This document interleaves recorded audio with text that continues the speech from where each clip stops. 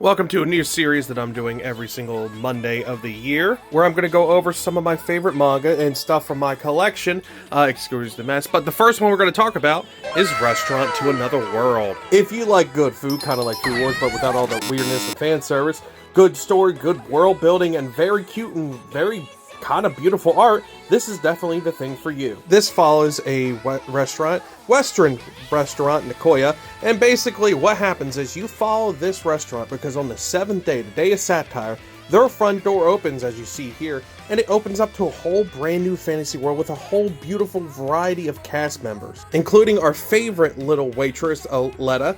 You see her as she struggles because she's a half demon, but she has none of the power, so the world kind of criticizes her. Well, she ends up coming across this restaurant and, becoming friends with a bunch of different patrons, kind of like this Half Elf right here. Each one of their restaurant members refers to the dish as their names for everyone, so that way they don't get involved with each other's politics, but as their story goes on, you see them all start intertwining with each other, and that's very later on, but in the beginning, you see them talk about this dish and go very into detail about how this different dish affects them and starts making them feel better.